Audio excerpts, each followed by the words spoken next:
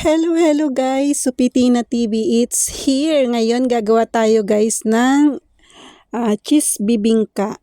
Ayan, special to kasi gagamitan natin siya ng cream cheese at first time ko siyang gagawin. Ayan, meron tayong 2 pack ng cream cheese.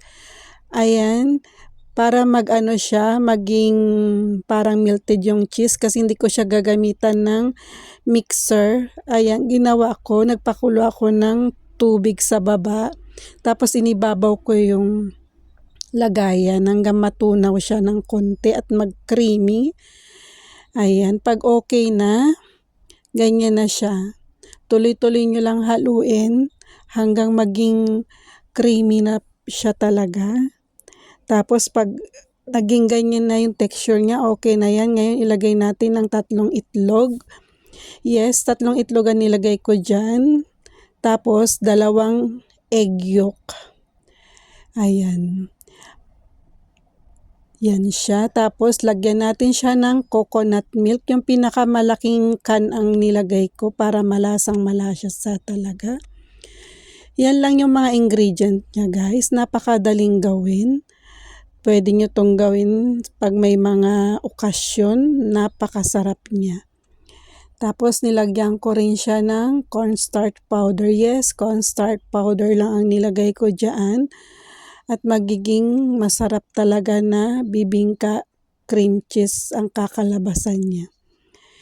Ayan siya. Halu-haluin nyo lang niya hanggang mag-combine. Tapos gadgaran natin ng cheese. Kung anong available na cheese ang meron sa inyo, pwede na yon. Yan. Para malasang malasa siya talaga. Pagkatapos niyan, haluin uli natin. Pag nagganyan na, nag-combine na lahat. Ngayon, lalagyan natin siya sa hulmahan. Yan ang ginamit ko. Dahil bibingka, nilagyan ko siya ng dahon ng saging. Para talagang style bibingka talaga siya. Tapos, yung aroma ng dahon ng saging, pag niluto natin siya sa oven, dagdag lasa pa sa ating lulutuin. Ayan. 2 yan kasi marami masyado. Pinag-ano ko na.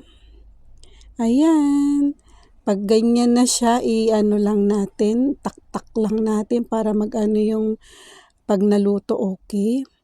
Ayan, lulutuin natin siya sa oven guys. Yes. Ayan. Pag ganyan na siya, lagay natin sa ibabaw yung cheese. Tapos, ibalik natin uli siya sa oven. Tulad ng ganyan. Iluto uli natin siya para mag-brown yung cheese niya sa top. Dapat lalagyan ko to ng itlog na maalat. Hindi na guys kasi nakalimutan ko. Pwede na rin to na ganyan. Pwede kung gusto nyo lagyan ng itlog maalat. Pwede rin po. Ayan na siya guys. Luto na. Ayan, nagwi-wiggle-wiggle pa, yes. Pero luto na yan guys, iaano natin siya, ipapakul natin siya sa ref ng 1 gabi. Yun lang guys, bye-bye!